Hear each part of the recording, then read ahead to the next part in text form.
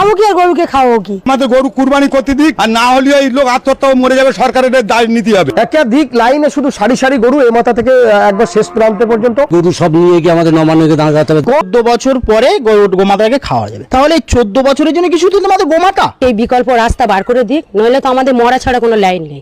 আমরা কয়েকদিন ধরে আমরা দেখতে পাচ্ছি সোশ্যাল মিডিয়ার মাধ্যমে হিন্দু ও মুসলিমরা কেউ ফাঁসি দিয়ে, কেউ বিষ খেয়ে তারা সুসাইড করতে চাইছে।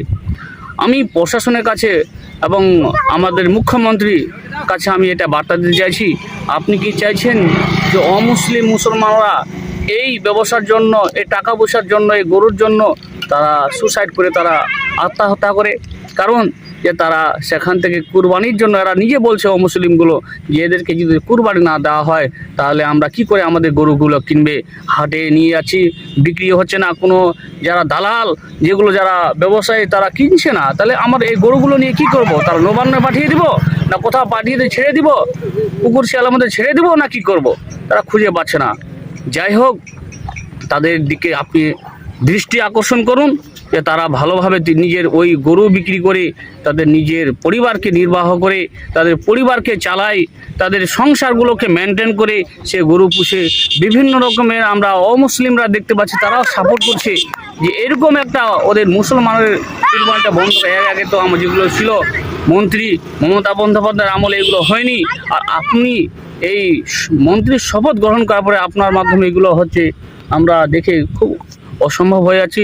আমি মন্ত্রী থেকে নিয়ে প্রশাসন থেকে আমি এটাই বার্তা দিতে চাইছি যে আপনারা এগুলো দেখুন, আকর্ষণ করেন, অমুসলিম ভাইরা আত্মহত্যা না করে, কেউ বিষ না খায়, কেউ ফাঁসি লাগে, গলায় ফাঁসি লাগে না মরে, তাদের ব্যবসা বিজনেসের জন্য গরু বিক্রি হচ্ছে না, তারা এটা পরিবারের একটা হয়, নিজের পরিবারকে চালায়, তারা সেই গরু বিক্রি করে তারা ভালোভাবে একটা সুযোগ করে দেন, এবং অমুসলিম ভাইরা তাদেরকে একটা ব্যবসার ভালো সুযোগ করে দেন।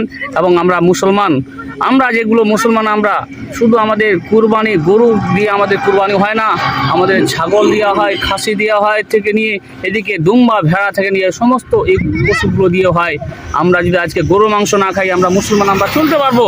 কিন্তু এই যে অমুসলিম ভাইরা অনেকে গরু ছাগল বিক্রি করে, নিজের গরু বিক্রি করে তারা কি করে নিজের পরিবারকে নির্বাহ চালায়, সেগুলোকে তারা বঞ্চিত হয়ে যাবে। আজকে আত্মহত্যা করতে যে অনেক মানুষ সুসাইড, আপনি চাইছেন, আপনি মন্ত্রী, আপনি চাইছেন যে একটা জনগণ মানুষ সুসাইড করে আত্মহত্যা করে মরে যায়।